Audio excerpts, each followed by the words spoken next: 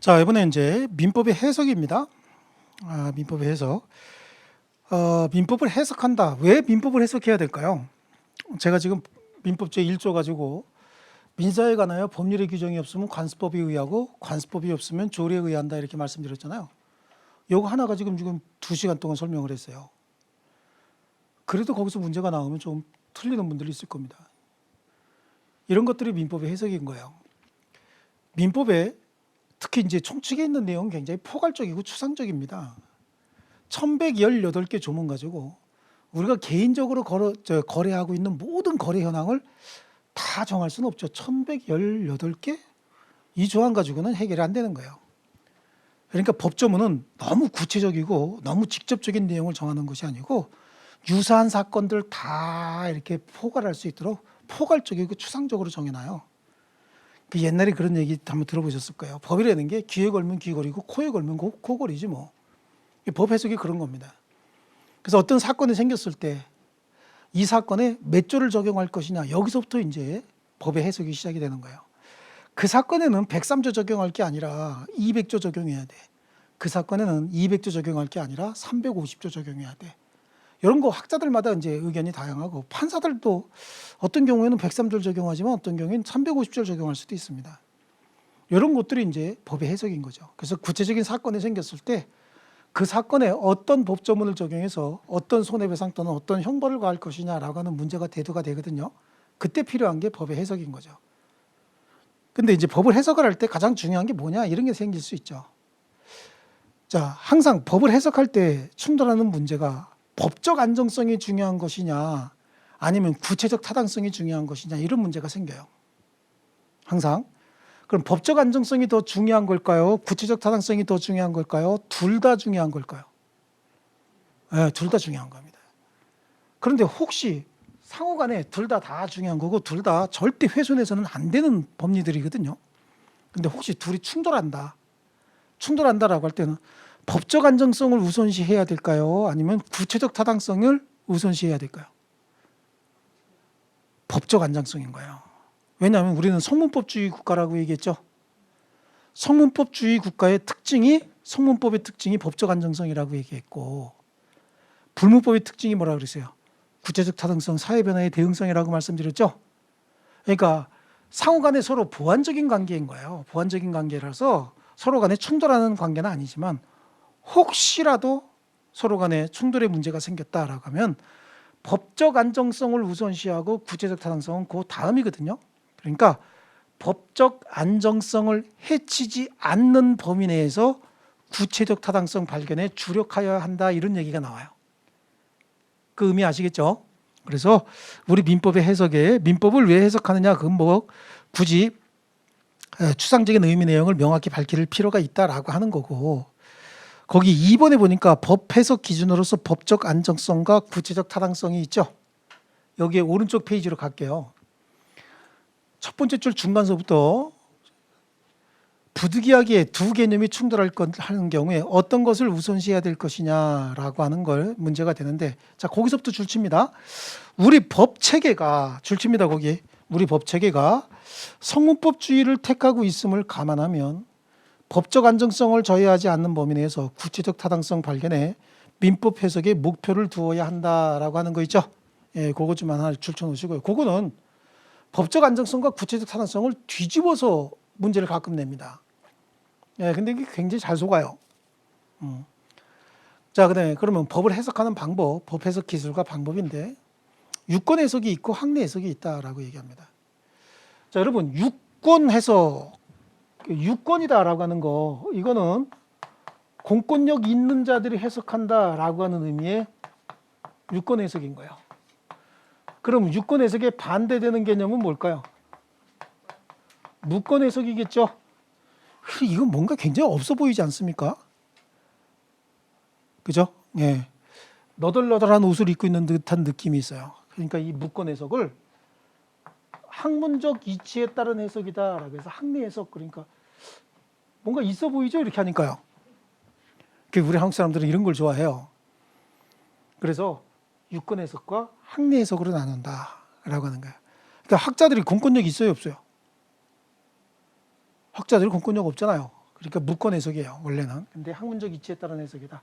그럼 유권 해석이다라고 하는 건 공권력 있는 자들이 해석한다는 뜻이잖아요. 그럼 우리나라의 공권력은 3부에 흩어져 있죠. 어디요? 입법부. 입법에서. 그다음에 행정부. 행정해석이겠죠. 네, 행정해석. 사법부. 사법해석. 이렇게 나눠지는 거예요. 이거는 본질적 의미의 해석이라고 볼 수는 없어요. 이게 이제 공권력 있는 자들의 하는 해석입니다. 자, 볼게요. 입법부에 보면은요, 민법 제 98조에 이런 얘기가 나와요. 본법에서 물건이라 하면 그 민법 제 98조는 물건이 뭔지를 설명하고 있어요. 뭘 가지고 설명하냐면 법조문 가지고 설명을 해요. 입법 해석이라고 하는 건 법을 제정하거나 법을 개정하는 절차를 얘기하는 거예요. 법조문 자체 가지고 뭔가를 설명하다 하고 있다 그러면 그걸 입법 해석이라고 해요. 자, 대표적인 게 민법 제 98조입니다. 여기 뭐라고 되어 있냐면 본법에서 물건이라 하면 유체물, 전기, 기타 관리할 수 있는 자연력을 말한다. 이렇게 얘기합니다. 본법에서 뭐라 하면 물건이라 하면 법조문 가지고 뭘 설명하고 있어요? 물건이 뭔지를 설명하고 있죠. 그렇지 않습니까? 이건 어디서 정해준 거야? 입법부에서 정해줬다. 그래서 이걸 입법 해석이다. 사실은 이거 하나만 아시면 돼요. 시험에는 민법 제 98조 이거만 하시면 되는 거고, 우리 민법에 행정 해석은 없어요. 행정 해석은 없고 우리 공법 분야에 이제 행정 해석이 주로 많이 나옵니다. 뭐 국토해양부 유권 해석이다. 국토해양부라고 하는 행정기관에서 어떻게 했다? 해석을 했다. 그래서 그게 국토해양부 뭐 유권 해석이다. 뭐 이런 얘기를 하는 겁니다. 공권력 있는 자들이 해석을 하는 거예요. 요즘은 어때요? 요즘에도 전기 기사가 아파트 관리소장, 주택관리사와 전기 기사를 겸직을 못하게 돼 있죠. 겸직은 못하는데 또 소방안전관리자와 또 아파트 관리소장은 또 겸직이 가능해요. 소방안전관리자, 그다음에 전기기술자, 이 사람들도 필수 요원들이긴 한데 왜 전기기사는 아파트 관리소장과 겸직이 안 되고 소방안전관리자는 겸직이 가능하냐? 국토해양부에서 그렇게 해석을 했어요. 국토해양부에서 아파트 관리소장인 자가 전기안전관리자를 겸직하게 되면 이중 취업으로 보겠다. 그럼 이중 취업으로 보겠다는 얘기는 째려보면서 인상 쓰겠다는 뜻이 아니에요. 이중 취업으로 본다는 얘기는 우리 주택관리법령에 따라서 주택관리사 자격을 취소하겠다 그런 뜻이 들어가 있는 거예요. 국토해양부에서 과거에 그렇게 유권 해석해 놨습니다. 민법에는 없죠. 민법에는 그런 게 없습니다. 사법 해석이다라고 하는 건 예를 들어서 제가 이제 인터넷으로 조금 항의를 받았어요. 첩 얘기를 그렇게 하냐라고 하면서 항의하시는 것도 조금 이제 좀 격한 말까지 써가지고 이렇게 항의를 하시는데 23회 시험에도 첩계약이 시험에 나왔고요. 우리 뒤에 가면 반사회적 행위에 가장 많이 나오는 게 이제 그런 부분이에요. 반사회적 행위라고 103조를 우리 공부하는데 아마 처음 공부하시는 분 같은데 그렇게 하신 것 같아요. 어쨌든 간에 예를 들어서 첩계약 같은 걸 맺었다. 그럼 이건 반사회적 행위예요.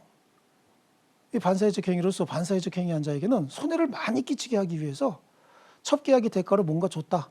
그럼 첩관계가 끝나도 그거 돌려받을 수가 없어요. 이 부당이득 반환 청구할 수 없다라고 하는 내용이 있습니다. 예를 들어서 둘이 부척 관계를 유지하다가 헤어지면서 서로 내가 너한테 준 거 내놔, 너가 나한테 준 거 내놔라고 분쟁이 생겼다. 그러면 이제 소송이 되지 않겠습니까? 서로 내놓으라고 하면 판사가 둘 사이의 첩계약은 민법 제 103조의 근거 반사회적 법률행위에 해당하고 그에 따른 급부는 불법 원인급여에 해당한다.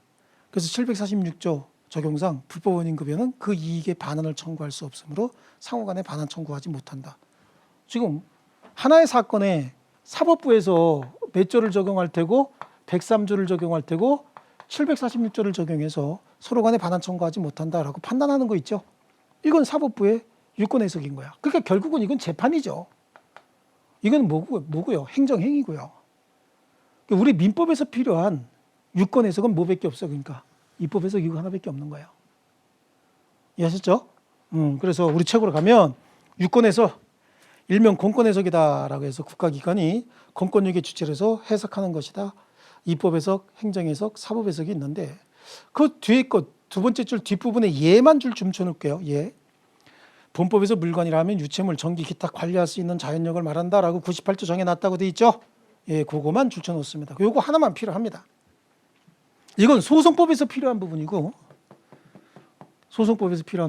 이거는 아마 공법에서 필요한 부분이에요. 우리 사법엔 민법에서는 요거 하나만 아시면 됩니다. 자, 그다음에 학문 해석은 학문적 이치에 따른 해석이다라고 얘기를 합니다. 학문적 이치. 보통 이제 우리 법의 해석이다라고 하면 유권 해석을 해석이라고 봐야 돼요. 학리 해석을 해석이라고 봐야 돼요. 학리 해석을 해석이라고 보는 거예요. 왜냐하면 입법 해석은 법의 제정 개정 과정인 것이고 행정 해석은 법의 집행 과정이에요. 주택관리사 자격 취소해 버린대요. 집행 과정이고 사법 해석이다라고 하는 건 재판 과정을 얘기하는 거거든요. 그러니까 본질적 의미의 법을 해석한다는 얘기는 이거예요. 이거 학리 해석, 학문적 이치에 따른 해석인데, 자 여러분 그거 내용을 다 보고 뭔가 해결하려고 들면 굉장히 어려워요. 이제부터 합리적으로 이치적으로 한번 따져볼게요. 줄 안 치고 넘어갈게요. 물리 해석이다라고 할 때 그 물은 물리라고 하는 문리는 문자적 이치를 의미하는 거예요. 문자적인 이치. 그 문자가 가지는 의미에 따라서 해석한다가 물리 해석이겠죠. 그렇죠? 그럼 뭐 논리 해석이다라고 밑에 나오죠. 그러니까 물리 해석은 뭘만 가지고 있으면 되냐면 국어 사전만 가지고 있으면 돼요. 그럼 문자적 이치에 따라서 해석이 가능한데 논리 해석은 일단은 문자적 이치에 따라서 해석해 놓고 난 다음에 이 법조문이 왜 만들어졌느냐? 경우에 따라서는 조금 넓게 해석할 필요도 있죠. 경우에 따라서는 조금 좁게 해석할 필요도 있잖아요. 넓게 해석하는 걸 확장 해석이라고 한다. 용어 안 어렵죠? 에듀윌 유료 회원만의 특별한 서비스.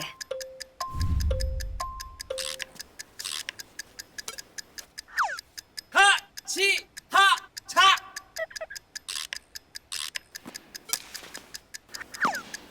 같이 하자. 정답! 같이 하자 친구야. 에듀윌 유료 회원.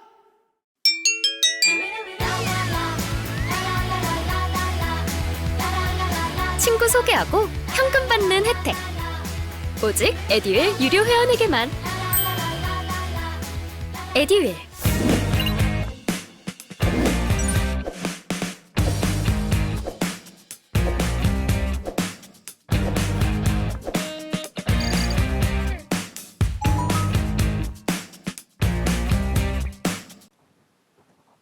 넓게 해석하는 걸 뭐라 그런다고요? 확장 해석. 그럼 좁게 해석하는 건 뭐라고 얘기할까요? 축소겠죠. 예. 그래 경우에 따라서는 조금 넓게, 경우에 따라서는 조금 좁게 이렇게 해석하는 걸 논리 해석이다. 왜? 이 법을 왜 만들었을까? 법을 만들게 된 배경이라든지 법 적용 당시의 사회적 관념이라든지 이런 것들을 조금 더 포괄적으로 감안해서 넓게도 해석하고 좁게도 해석해 준다.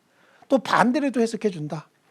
직접적으로 명시한 규정은 없다. 하지만 반대 의미를 가지고 있는 규정이 있으면 그걸 반대, 역으로 해석을 해서 반대 해석도 가능하다. 그래서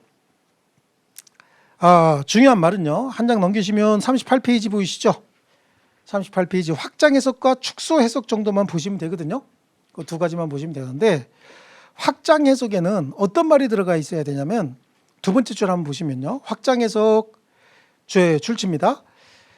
미성년자의 재산권 행사에는 법정 대리인의 동의가 필요하다. 여기서 재산권 행사 범위에 유가증권의 처분도 포함된다.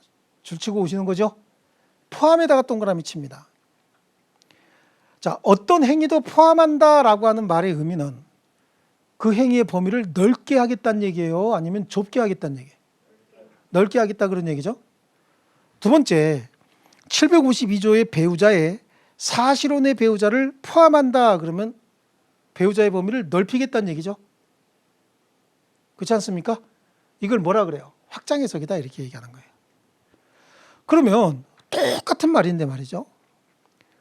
예를 들어서 우리 두 번째 줄 계속 봅니다. 아직 축소 해석이 안 넘어갔습니다. 법정 대리인의 동의가 필요한데 여기서 재산의 범위에 유가증권의 처분도 포함한다라고 했으니까 그거는 뭐예요? 확장 해석이었죠. 근데 혹시 유가증권의 거래는 제외한다. 그럼 축소 해석이죠. 범위를 좁혀버렸죠. 그렇지 않습니까? 그러니까 법조문을 여기서 뭐 미성년자의 재산권 행사 뭐 이런 게 중요한 게 아니라 어떤 문구가 들어갔느냐가 중요한 거예요. 포함한다라고 하는 문구가 들어가면 그건 뭐예요? 확장해서 해서 뭐뭐는 제외한다라고 하는 문구가 들어가면 축소해서. 그럼 자 이거 한번 볼까요? 뭐뭐만을 의미한다라고 얘기했대요. 뭐뭐만을 의미한다. 확장해야 축소예요. 축소죠. 네, 이렇게 터득해 나가야 되는 거예요. 절대적으로 어떤 문장만이 나온다가 아니라 뭐 여기서 범위를 넓힌다 좁힌다라고 하는 의미만 가지고 우리가 시험 지문에 뭐라고 나오면 이거는 축소다. 시험 지문에 뭐라고 나오면 이건 확장이다 라고 하는 의미를 찾아낼 수 있겠죠. 예, 확장이라는 얘기는 범위를 넓힌다라는 의미가 들어가면 되는 거고 축소라고 하는 건 범위를 좁힌다라고 하는 의미가 들어가면 축소 해석인 거예요. 이해하셨습니까? 그래서 A하고 B 정도만 봅니다. 그 B의 두 번째 줄 보시면 민법 제22조 이해관계에는 법률상 이해관계인만을 의미하며 여기서 왜 이걸 축소 해석이라 그러죠? 그렇죠. 만을 그 말이 들어갔죠. 범위를 좁히겠다는 의미가 들어가 있잖아요. 이걸 축소 해석이라고 얘기합니다. 사실상 이해관계에는 포함하지 않는다. 사실상 이해관계에는 포함하지 않는다. 이건 또 왜 축소예요? 포함하지 않는다라고 했으니까 제외한다 그래도 되겠죠. 그러면요. 예, 이게 축소 해석이 된다. 자, 그 다음에 나오는 게 이제 민법의 효력입니다. 이 민법의 효력 범위 일단은 시에 관한 효력이 있어요.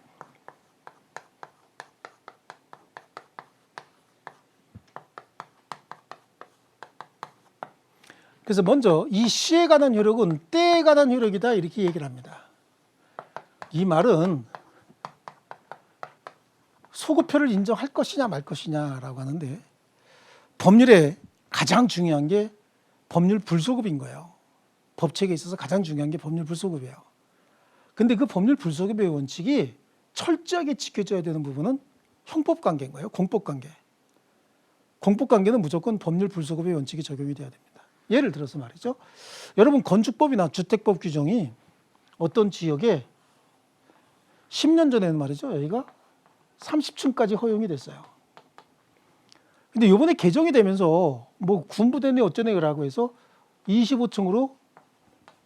25층까지를 최고 높이로 최고 층수로 제한을 해버렸다라고 하는 거예요. 그러니까 과거에는 몇 층이었고 30층. 현재는요 25층. 그럼 이거 5층 잘라요?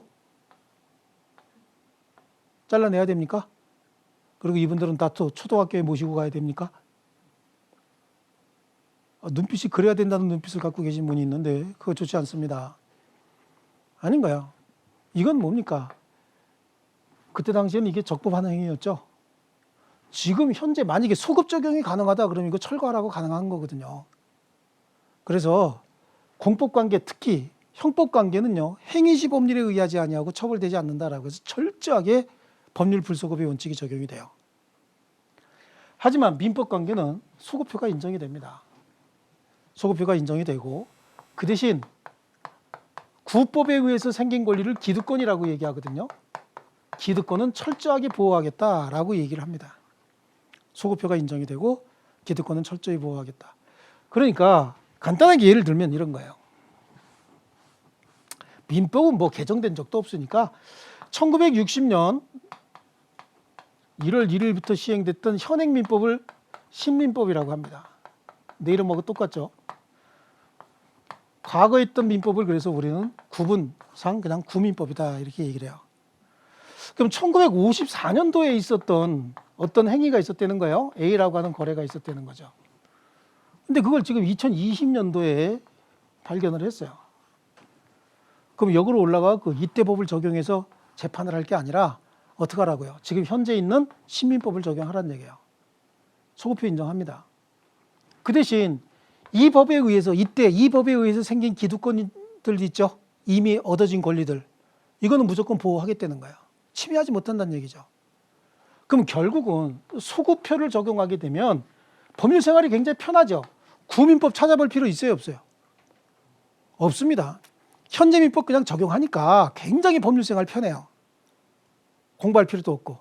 그 대신 구법에 의해서 생긴 기득권이 있으면 이건 침해하지 않는다는 얘기죠. 그럼 결국은 이익을 얻는 사람만 있다는 얘기예요.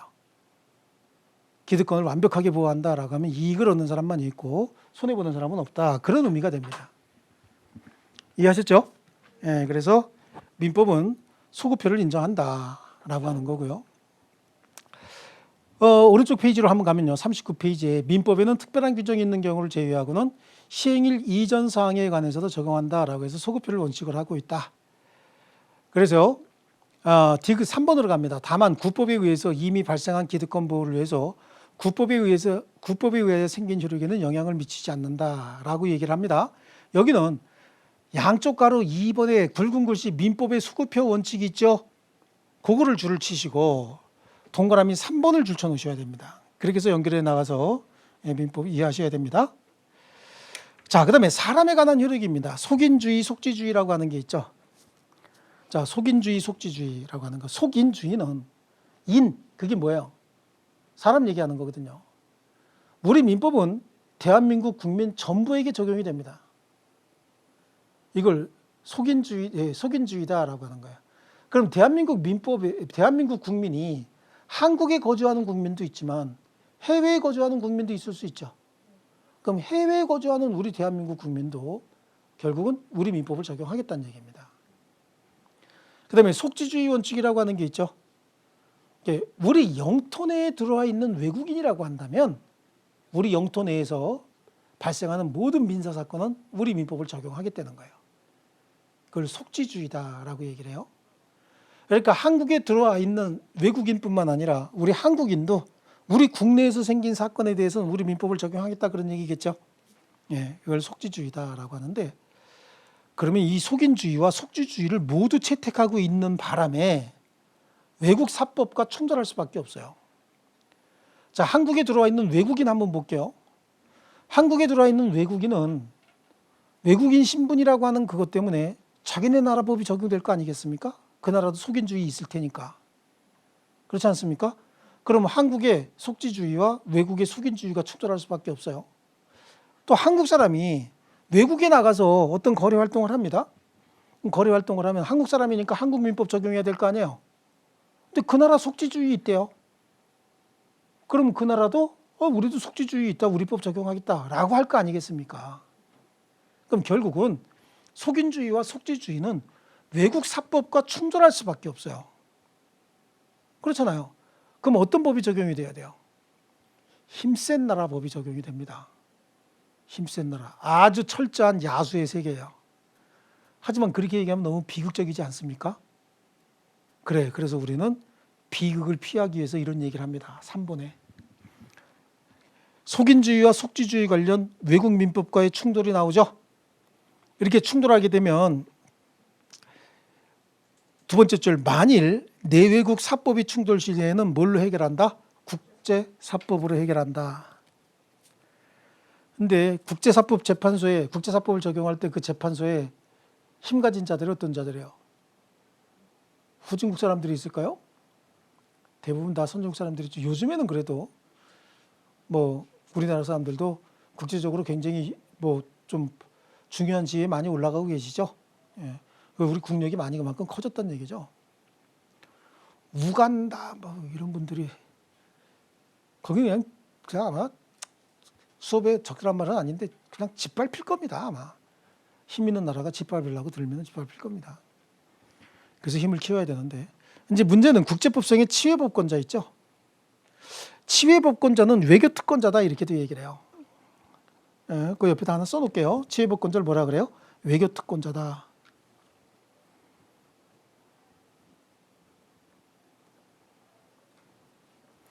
자, 외교특권자들을 어떻게 해결할 거냐 이런 문제 생기는 거잖아요. 여기서 치외법권 내지는 외교특권이라고 하는 말의 의미를 아셔야 됩니다. 치외법권이나 외교특권은 자, 요거 들어가기 전에 이거 한번 예를 들어 볼까요? 외교관이 한국에 와가지고 외교 활동을 합니다. 근데 우리나라에서 저거 진짜 꼴보기 싫어 죽겠어요. 가장 좋은 건 뭐예요? 경찰관이 뒤쫓아다니면서 교통위반한 거 교통위반 딱지 왕창 붙이는 거고 세금 왕창 매겨버리면 되죠. 그럼 못 견디고 아마 돌아가는 수밖에 없을 거예요. 이드일 유료연으로 가입을 했더니 친구 추천 이벤트가 있더라고요. 그래서 주변에 아는 사람들한테 추천을 다 해줬어요. 근데 친구들이 결제할 때마다 10만 원씩 받았거든요. 그래서 한 지금까지 받은 게 200만 원 가까이 되는 것 같아요. 밖에 없을 거예요. 그래서 외교관들은요, 자기가 외교 활동하고 있는 무대, 즉 그 주재국에 형벌권이나 과세권에는 저항할 수 있는 특권이 있는데 이걸 뭐라 그래? 외교특권 내지는 치외법권이다 이렇게 얘기를 하는 거예요. 그러니까 치외법권이 인정되는 영역은 형벌권, 과세권인 거예요. 그러니까 외국인들에게는 기름이 공급이 돼도 외교관들에게는 면세 기름이 공급이 돼요. 과세할 수 없기 때문에 면세 기름이. 자동차를 살 때도요, 외교관들이 차를 살 때는 어떻게 됩니까? 우리 특별소비세 빼고 부가가치세 빼고 원가로만 공급합니다. 그 특별소비세 부가가치세 이거 빼니까 한 30% 싸게 사는 거예요, 걔네들이. 그러면 돈은 아예 안 줄까요? 돈은 내야 되는 거야. 예를 들어서 밥을 먹으러 갑니다. 외교관들이 밥 먹으러 오면 공짜로 줍니까? 그건 아니겠죠. 그러니까 형벌권이나 과세권, 세법이나 형법은 외교특권이 인정이 되지만 민법은 외교특권이 없어요. 외교관들도 물건 살 때는 돈 내야 돼, 안 내야 돼? 무조건 당연히 돈 내야 되죠. 물론 세금은 빼고 싼 값에 산다라고 하더라도 물건 거래대금, 물건 자체 대금은 내야 되겠죠. 그래서 거기 국제법상의 치외법권자, 국제법상의 치외법권을 향유하는 자는 체류국의 경찰, 형벌, 과세권, 재판권에는 저항할 수 있지만 재산관계인 사법관계는 원칙적으로 적용이 된다라고 하는 거죠. 그렇지 않습니까? 그래서 이제 외교관들, 특히 이제 외교관들은 어떤 그 주재국에서 잘못하잖아요. 그럼 뭐예요? 추방해 버립니다. 추방을 해버리고 추방해서 자기네 본국으로 돌려보내. 그다음에 본국으로 돌려보내고 난 다음에 외교관의 신분이 끝나고 나면 다시 송환 요구를 하는 경우가 있어요. 특히 이제 미국 같은 나라는 그런 조치를 굉장히 많이 요구합니다. 네. 자, 그다음에 장소적 효력이 있어요. 장소적 효력은 이제 영토국권이다 이런 얘기도 합니다. 우리 앞에서 봤던 속지주의하고 아주 비슷한데, 자, 속지주의는 사람만을 얘기했어요. 사람만을. 속지주의를 잠깐 다시 한번 되새겨 보면요, 우리 영토 내에 거주하고 있는 모든 사람에게 우리 법을 적용하겠다가 속지주의였잖아요. 이건 사람만을 얘기한다라고 한다면, 장소적 효력으로서 영토국권이라고 하는 건 우리 영토 내에서 발생하는 모든 사건, 사물, 모든 사건, 사물은 다 우리 민법을 적용하겠다는 겁니다. 아시겠죠? 그럼 우리 영토는 어디까지가 영토냐? 한반도와 그 부속 도서를 우리 영토로 한다라고 돼 있죠. 그럼 한반도는 북한 지역은 우리 영토예요, 아니에요? 북한 국민은 우리 국민입니까, 아닙니까? 북한 주민은 우리 국민이에요, 아니에요? 우리 국민입니다. 그래서 북한을 우리는 뭐라고 얘기하냐면 북조선 무슨 인민공화국이 아니라 북한은 정식 명칭은 미수복 지역이에요. 우리가 회복하지 않은 지역이다 이렇게 얘기를 합니다. 이게 이제 정식 명칭이에요. 그래서 장소적 효력의 민법은 대한민국 전 영토 내에 민사와 관련된 모든 사건 사물에 효력이 미치는 거고요. 우리 영토는 한반도와 그 부속 도서이므로 미수복 지역에도 원칙적으로 우리 민법은 그 효력이 있다. 의미 아시겠죠? 그다음에 하나 넘겨보십니다. 이제 기국주의라고 하는 게 나와요. 기국주의는 속지주의의 특수한 경우다. 그래서 공해상에 어디에 주권도 미치지 않는 공해상이나 그 공해상에 있는 선박이나 항공기 있죠. 그 선박이나 항공기 내에서는 어떤 법을 적용할 것이냐. 개항된 국기에 의해서 표시된 국가의 법이 적용이 된다. 공해상에 선박이나 항공기에 우리 태극기가 꽂혀 있대요. 근데 거기 선장만 한국 사람이고 나머지 선원들은 전부 외국인이다 라고 하더라도 그 항공기 내에서 또는 그 선박 내에서는 우리 법이 적용이 되는 거예요. 그걸 뭐라 그래요? 기국주의다 라고 얘기를 합니다. 되셨죠? 자, 이쪽에 와서 한번 정리할게요. 우리 민법의 해석 중에서 유권 해석했죠? 유권 해석은 뭐만 하자 그랬어요? 입법 해석만 하자. 자, 학리 해석을 우리 물리 해석과 논리 해석으로 나눴어요. 책 안 보시는 게 좋아요. 머릿속으로 한번 떼어올리시는 게 좋아요. 자, 물리 해석이다라고 하는 건 뭐였었어요? 문자가 가진 의미 그대로 사전적 의미에 따라서 해석하자.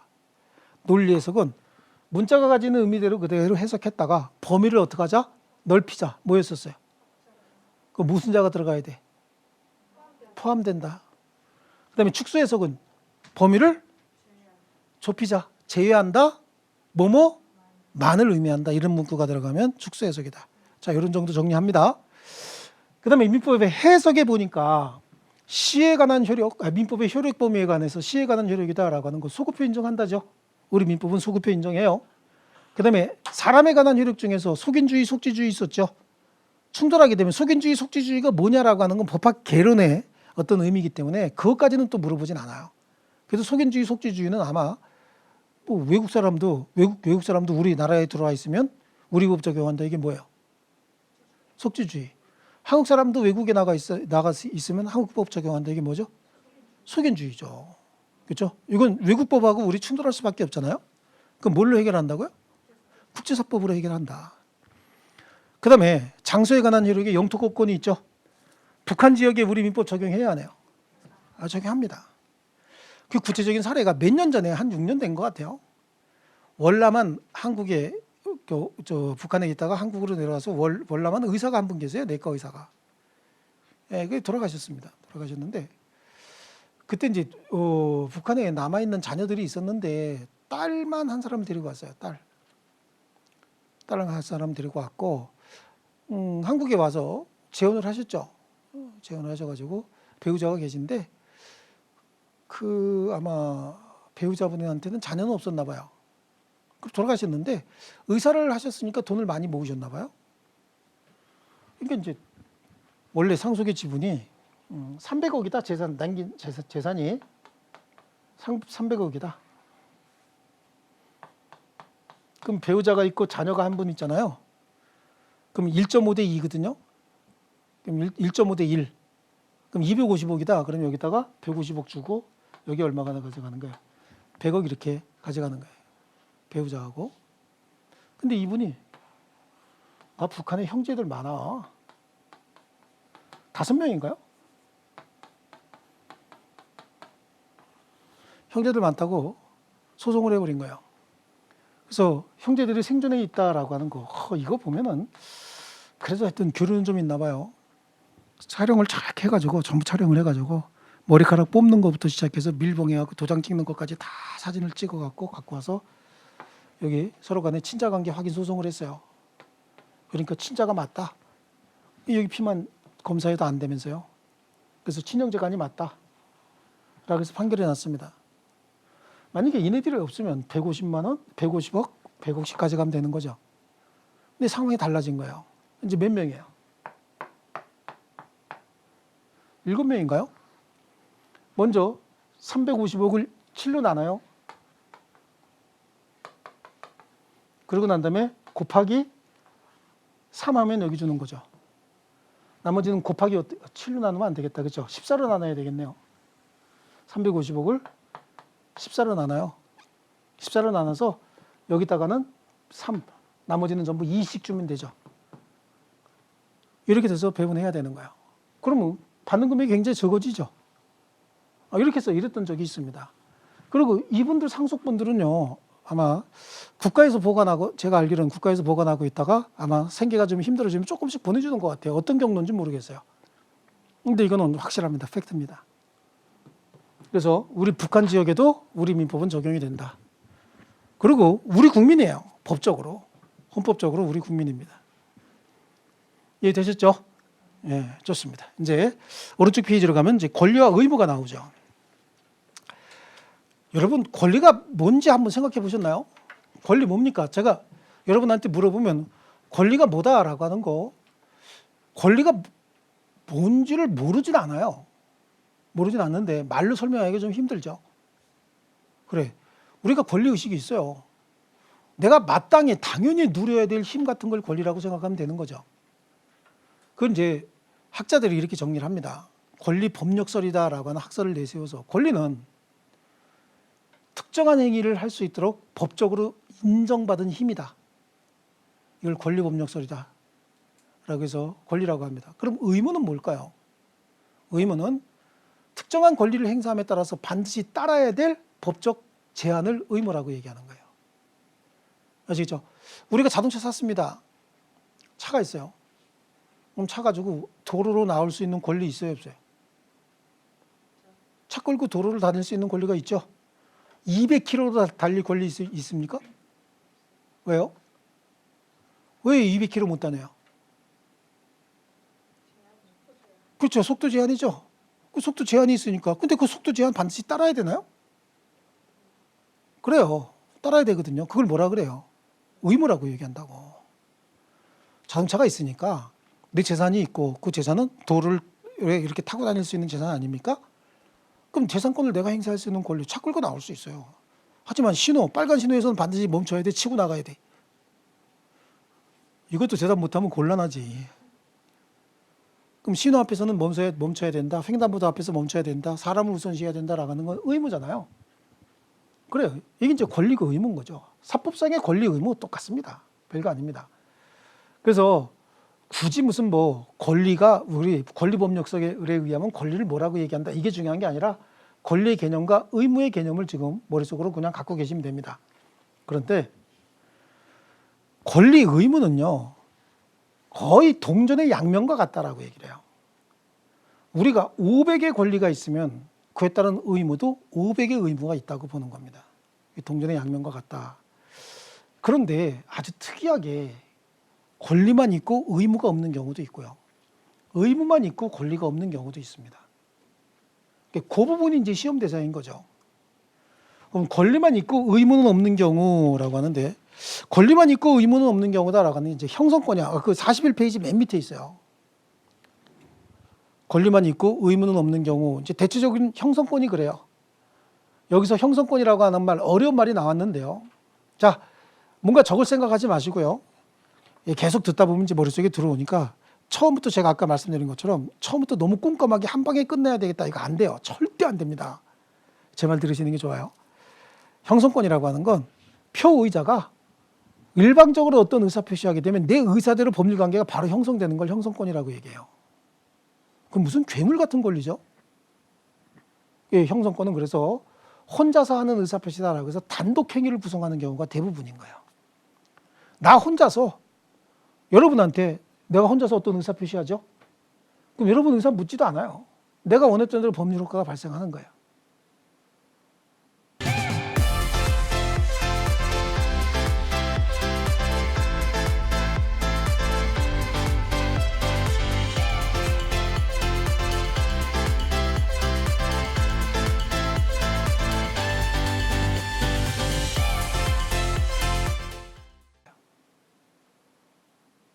그 옷을 나하고 하고 싶은 대로 다 얘기하면 무슨 더러운 그런 게 다 있어. 그렇죠? 그러니까 이건 아무 때나 행사할 수 없어요. 법으로 인정한 때만 행사하게 되는 거죠. 법으로 인정한 효력 범위 내에서만 법으로 인정한 때만 행사할 수 있는 거지 아무 때나 내가 내킨다고 해서 여기다 아무 때나 형성권 행사할 수는 없어요. 아시겠죠? 예, 형성권이고요. 예, 권리만 있고 의무가 없는 경우 있고 한 장 넘겨보시면요. 의무만 있고 권리는 없는 경우도 있죠. 자, 의무만 있고 권리는 없는 경우는 아주 하나 딱 있습니다. 법인 이사의 등기 의무, 공고 의무예요. 법인에 우리 민법에서 얘기하는 법인에 이사로 취임한 자는 그 이사로서 법인의 어떤 변동 사항을 반드시 등기하고 공고할 의무가 있습니다. 이를 이행하지 않아서 법인에 손해가 생겼다. 그러면 손해배상 의무가 생겨버립니다. 이게 법인 이사의 등기 공고 의무고요. 줄쳐야 된 건 동그라미 4번입니다. 권리인 동시에 뭐예요? 의무인 것. 그래요. 친권이에요. 친권. 친권이라고 하는 건 미성년 자녀에 대한 부모의 권리를 얘기하는 거죠. 그 친권은 미성년 자녀에 대한 부모의 권리이면서도 또 미성년 자녀를 좋은 환경에서 부양해야 될 부양 의무가 같이 병가됩니다. 그래서 친권은 권리라고 표시해놨지만 권리인 동시에 의무다. 자, 그 다음에 이제 이러한 권리 의무 관계를 우리는 법률 관계라고 얘기합니다. 자, 이제부터 좀 어려운 얘기 나오죠. 법률 관계다라고 하는 건 사람이 사회를 살아나가는 생활 관계를 요 틀 속에 집어넣을 수 있다라고 가정을 합니다. 사람의 사회생활 관계를 절대 틀 속에 집어넣을 수 없습니다. 근데 틀 속에 집어넣을 수 있다라고 먼저 가정을 하면 그 중에서 가장 핵심적이고 중요한 관계, 이 관계를 뭐라고 얘기해요? 이 관계를 권리 의무 관계다라고 얘기를 해요. 권리 의무 관계. 이 권리 의무 관계를 다른 말로 뭐라고 얘기하냐면 법률 관계다라고 얘기를 해요. 뭐에 의해서? 법률 행위 또는 법률 규정에 의해서 권리 의무가 발생, 변경, 소멸하는 관계다, 이런 얘기를 할 거거든요. 가장 중요한 관계예요. 그러니까 지금은 뒤에 가면 우리 법률 행위 편에서 법률 관계는 법률 사실, 법률 요건, 법률 효과에 의해서 권리 의무가 발생, 변경, 소멸한다, 그래서 더 복잡한 얘기 할 거거든요. 지금 그거 하지 마시고 그냥 권리 의무 관계는 다른 말로 뭐라 그런다? 법률 관계. 법률 관계는 다른 말로 뭐라 그런다? 권리 의무 관계. 아시겠죠? 이렇게 해서 이건 그냥 단순히 암기해 두시면 뒤에 가고 이해를 한번 하고 나면 그때 암기하길 잘했구나라고 생각이 드실 거예요. 그러면 사람이 사회를 살아나가는데 권리 의무 관계만 있느냐? 아니에요. 권리 의무 관계 이외의 관계를 뭐라고 해요? 인간 관계다라고 얘기를 해요. 그럼 인간 관계는 일단은 권리 의무 관계 아니다, 그런 얘기죠. 권리 의무 이외의 관계잖아요. 인간 관계예요. 자, 예를 들면요. 결혼하시기 전에 보통 연애들 하시죠. 그런 거 없이 그냥 너 일로 와. 이렇게 머리채 잡고 바로 그냥 결혼했어요? 그럼 뭐 새끼손가락 걸고 엄지 찍으면서 뭐래요? 나만 쳐다보기, 나만 사랑하기. 참 허황된 얘기였죠. 그런 거 합니다. 근데 옆에 우리 여성분들 박보검이 지나갑니다. 이거 찍고 있는데 봐야 돼, 말아야 돼? 봐야죠. 안녕하세요. 그럼 같이 사진 찍어야 되죠? 이거 금방 찍었는데? 그런 관계인 거예요. 무슨 서로 간에 약속을 했다라고 하더라도 옆구리 한번 꼬지 피고 삐진방 잠깐 갔다가 돌아오면 되는 관계지, 그렇다고 해서 남자친구가 또는 여자친구가 손해배상 청구합니까? 그럴 수 없는 관계들이잖아요. 이건 이제 인간관계다, 이렇게 얘기를 합니다. 그래서 기본적으로 권리 의무 관계가 아니다. 그러면 권리 의무 관계의 기초에서 가장 큰 문제는 뭐냐면 권리 의무 관계의 기초에서 약속을 했어요. 약속을 했는데 그 약속을 위반한 거야.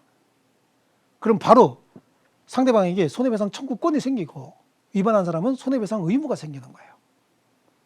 근데 여기는 약속을 했는데 약속을 위반했대요. 권리 의무 관계 아니라 그랬죠. 그럼 무슨 일이 벌어져? 조금 아까 얘기했잖아. 꼬집힘. 꼬집히고 삐져가지고 너하고는 말도 안 해, 그러죠? 너하고는 말도 안 해. 그럼 어떻게 해야 돼? 가서 뭐 어떻게 해? 꿇어야지. 꿇고 빌어야 되죠.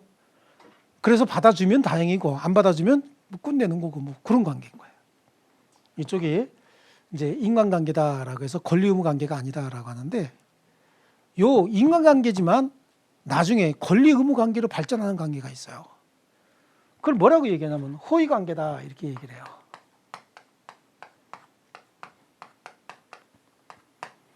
호의관계다. 이 호의관계는요, 계약으로 생긴 관계는 아니에요. 단순히 그냥, 물론 이제 내부적인 어떤 계약은, 조그마한 계약은 있을지 모르겠지만 권리 의무적인 계약 관계는 아닌 거죠. 예를 들면 이겁니다.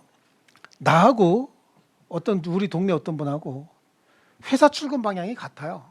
옆에 있는 빌딩인 거야. 그러다 보니까 주차장을 같이 써요. 우연히 알게 됐다고. 그러면 홀수 짝수 정해서 홀수 날은 내 차 가져가고 짝수 날은 저 사람 차 가져가고 서로 간에 태워줄 수 있어요, 없어요? 있죠. 이렇게 서로 약속을 했다는 거죠. 이게 이제 호의관계, 호의동승이다, 이렇게 얘기하는 거예요. 그래서 아무런 대가 없이 자동차를 태워다 주고 또 그에 따라서 신세도 지고 서로 이렇게 약속하기로 했네. 근데 오늘은 이제 내가 그 사람 차를 의도타고 내일은 내가 그 사람에게 차를 태워줘야 되는 날인 거예요. 근데 오늘 저녁에 술 잔뜩 먹고 집에 못 갔네. 그래서 사우나에서 자고 아침에 일찌감치 출근했죠. 까맣게 잊어버리고 있었어. 그 사람 태우고 와야 된다는 걸. 근데 그 사람은 내 차 기다리고 한참 있다가 지각을 했겠죠. 그 사람이 나에게 손해배상 청구할 수 있을까요, 없을까요? 없는 관계인 거예요. 이런 관계가 호의 관계다라고 얘기를 합니다. 기본적으로 인간관계이기 때문에 손해배상의 문제는 발생하지 않는 관계거든요. 근데 이제 문제는 자동차를 태워주고 오다가 사고가 생긴 거야. 사고. 교통사고가 생겼어요. 교통사고가 생겨가지고 부상을 당했다는 거예요. 그럼 그때는 손해배상의 문제로 또 발생하는 겁니다. 이게 호의관계가 그런 거예요.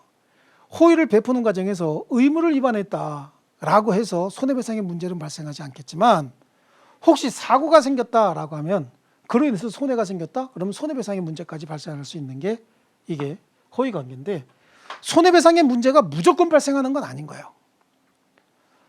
손해배상을 받겠다라고는 의지가 있어야만 손해배상의 의무가 발생을 합니다. 난 손해배상 꼭 받아야 되겠다라고 하는 생각을 했다는 거죠. 예를 들어서 옆집 아가씨를 태워서 직장 있는 데까지 데려다 주는데 중간에 사고가 생겼대. 신호 위반하는 바람에 그 아가씨가 얼굴 많이 다쳤네요. 다쳤으면 얼굴 치료비 줘야 될 거 아니겠어요? 근데 이 아가씨가 붕대를 풀러보니까 어머나 사고 전보다 훨씬 나아졌네. 그럼 소주 사줘야 돼? 손해배상 청구해야 돼? 양복 사줘야 되는 거죠. 그럴 수도 있잖아요. 그래서 언제나 손해배상의 문제가 발생을 하는 건 아니다 라고 하는 거 하나 하고 개념적으로 잘 안 나오는 부분이니까 제가 이렇게 설명하는 거예요. 이제 손해배상을 해야 된다 그러면 도대체 손해배상의 범위를 어디까지 해야 되느냐 이런 문제가 생기는 거야. 그럼 그 사람에게 발생한 손해가 100만 원이다. 그럼 100만 원 다 해줘야 되느냐? 네, 100만 원 다 해줘야 된다는 얘기예요. 발생한 손해 전액을 배상해야 된다. 근데 예외적으로 감액하는 경우도 있을 수 있다. 어떤 경우에? 타서 그냥 가만히 있지. 타자마자 오빠 달려 그러면서 귀에다 대고 계속 바람을 훅훅 불어대는 거야. 그래갖고 쭉 밟다가 사고가 났대요. 그럼 이건 자초한 손해죠. 그렇잖아요. 이런 경우에 또는 무상계약의 법리에 따라서 또는 서로 간의 친밀도가 어느 정도 되느냐. 그래서 감경의 묵시적 합의다. 이런 법리들을 적용하는데 그런 법리 다 아실 필요는 없어요. 그냥 무상계약의 법리, 서로 감경해 주자라고 하는 묵시적인 합의 이런 것들을 적용해서 감액을 하겠다라고 하는데 어떤 법리를 적용할 거냐라고 하는 건 그 시험에 내면 틀리라고 내는 거니까 그냥 그건 틀려버리고 우리가 중요하게 생각하는 건 호의관계는 인간관계에서 출발하기 때문에 약정을 위반했다. 손해배상의 문제 있다 없다? 없다. 손해배상의 문제는 없고 그 대신 사고가 생겼다. 그럼 손해배상의 문제로 발전할 수 있다죠. 100%다 갑니까? 아닐 수도 있죠. 그래요. 그럼 손해배상의 문제로 갔을 때는 손해액 전부를 배상해야 되느냐 일부 경감해야 되느냐 원칙이 뭐예요? 전액 다 변상해야 되는 거죠. 배상해야 되는데 일부 경감할 수도 있다. 됐죠? 이렇게 4개. 자, 호의관계는 인간관계다, 권리의무관계다. 자, 그러면 호의관계는 법률관계다, 인간관계다. 인간관계다. 법률관계 아니죠? 권리의무관계 아니다. 약정을 위반했다, 손해배상의 의무 없다. 그렇죠? 하지만 사고 생겼다, 손해배상의 문제가 발생을 하는데 100%다 손해배상으로 가느냐? 아닐 수도 있다죠. 법적 구속 의사가 있을 때만 손해배상의 문제로 가는데 그럼 손해배상액을 전부 배상해야 되느냐? 원칙이 전부 배상이죠. 하지만 경우에 따라서는 일부 감액할 수도 있다. 요거 정도로 끝내시는 거예요. 요건 이제 형법이나 또는 민법 같은 데서도 이제 많이 나오는 부분인데요. 자, 뭐 법률관계 중에서 오른쪽 관계 호의관계 보이시죠? 호의관계 이제 심심할 때 한번 읽어보세요. 읽어보시고요. 동그라미 2번에 줄치지 마시고요. 출출한 것만 줄칠게요. 동그라미 2번에 보시면 호의관계에 따른 약정 불이행이 발생했다라고 했을 때 법적 구속력이 없다는 의미는 호의관계 약정이 있었어도 그 약정 불이행 시 이행 소송을 청구할 수 없다. 손해배상 등의 문제까지 가지 않는다. 그러나 호의 제공자의 고의 또는 과실로 상대방에게 손해가 생겼을 때는 불법행위가 성립하게 되고, 자, 호의관계가 법률관계로 발전하기 위해서는 피해자의 법적 구속 의사가 있어야 된다. 즉, 나 붕대 풀르니까 훨씬 나아졌네. 이러면 굳이 뭐 법적 구속 의사까지는 없을 거고요. 즉 피해자가 법적 구속 의사가 있는 경우에는 법률관계로 발전할 수도 있다. 그래서 밑에 호의동승의 사례다라고 하는데요. 니은에 사고 생겼다는 이미 이제 우리 예측할 수 있는 거고 니은으로 가면 솔직해요. 손해배상의 범위 호의동승 사고에서 피해자 손해에 대해서 운전자가 모든 책임을 지는 것이 원칙이다. 예, 특별한 사정 및 정황을 참작할 여지가 있는 경우에 자초한 손해 등의 법리를 적용해서 가해자의 책임을 경감할 수 있다라고 하는 게 우리 판례의 태도다죠. 그거 두 줄인 거야. 동그라미 3번 동그라미 니은에 있는 A하고 B 있죠? 그거 두 줄이요. 그거 두 줄만 정확히 알고 계시면 됩니다. 나머지 내용은 얘기 들었잖아요. 그죠? 얘기 들었었고 뭐 재미는 좀 있어 보이죠? 아닌가? 자, 그러면 쉬었다가 재미있게 쉬었다가 권리 종류부터 하겠습니다.